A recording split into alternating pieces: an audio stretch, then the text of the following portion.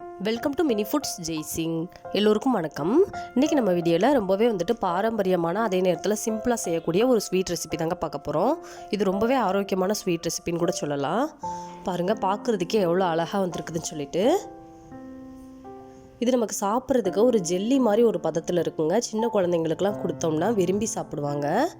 பாருங்கள் எவ்வளோ சாஃப்டாக இருக்குதுன்னு சொல்லிட்டு. இப்போ இந்த கிண்ணத்தப்பம் ரெசிபி நம்ம எப்படி செய்கிறதுன்னு பார்க்கலாம்.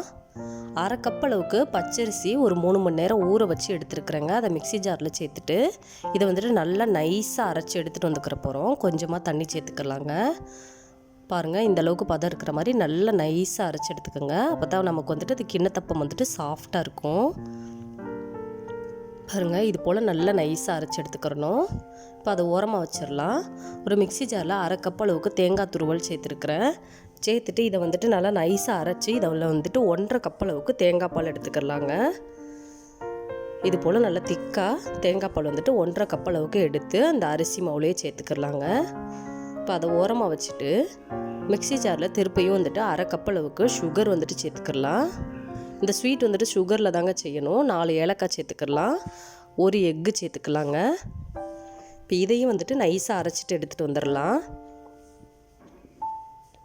இப்போ இந்த முட்டை கலவையும் நம்ம ஏற்கனவே செஞ்சு வச்சுருக்கிற அரிசி மாவு மிக்ஸில் சேர்த்துடலாங்க. சேர்த்துட்டு இது போல் நல்லா கலந்து விட்டுடலாம். நீங்கள் தண்ணி தேவைக்கிறப்ப சேர்த்துக்கோங்க. சேர்த்துட்டு இந்த அளவுக்கு தண்ணியான பதம் இருக்கிற மாதிரி பார்த்துக்கோங்க. மாவு திக்காக இருக்கக்கூடாது. இது போல் தண்ணியாக இருக்கிற மாதிரி பார்த்துக்கோங்க. அப்போ தான் நமக்கு கிண்ணத்தப்பம் நல்லா சாஃப்டாக ஜெல்லி மாதிரி வருங்க. இப்போ ஒரு மோல்டில் லைட்டாக நெய் அப்ளை பண்ணி வச்சுருக்கிறேன். அதில் நம்ம ரெடி பண்ணி வச்சுருக்கிற மாவை இது போல் ஜல்லடை வச்சு வடிகட்டி எடுத்துக்கலாங்க. சின்ன சின்ன இந்த ஏலக்காய் துகள்கள்லாம் அரைப்படாமல் இருக்கிறதுலாம் அதில் போய்டும். நமக்கு சாஃப்டான கிண்ணத்தப்பம் கிடைக்கும். இப்போ அந்த ஏர் பபுள்ஸ்லாம் உடச்சி விட்டுறலாம். வேறு ஒரு பாத்திரத்தில் 1 கப் அளவுக்கு தண்ணி சேர்த்துட்டு 1 கப்லேருந்து 2 கப்பு தண்ணி சேர்த்துட்டு ஒரு ஸ்டாண்டு போட்டு அதில் அந்த மோல்டை வச்சிடலாம். அதோட நீராவி உள்ளே வடியாத அளவுக்கு ஒரு பிளேட் வச்சு மூடிடலாங்க.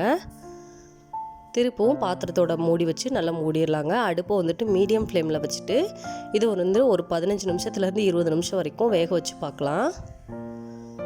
கொஞ்சம் வேகாமல் இருக்குது, கொஞ்சம் தண்ணி பதத்திற்கு இருக்குது. நம்ம கொஞ்சம் உயரமாக ஊற்றுனதுனால நமக்கு வேகலை. இன்னும் ஒரு 10 நிமிஷத்துக்கு வச்சிடலாங்க.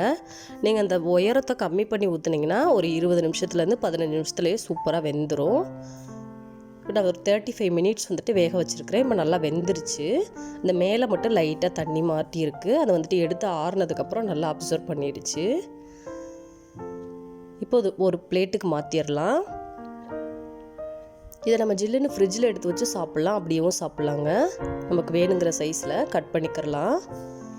இந்த கிண்ணத்தப்பத்தோட அந்த உயரம் 1/2 இன்ச் அளவுக்கு தடிமன் இருக்கிற அளவுக்கு இருந்துச்சுன்னா இன்னுமே ரொம்பவே சாஃப்டாக இருக்கும். நமக்கு சீக்கிரமாகவும் வெந்துருங்க. நான் 1.5 இன்ச் அளவுக்கு தடிமன் வர அளவுக்கு வேக வச்சுட்டேன்.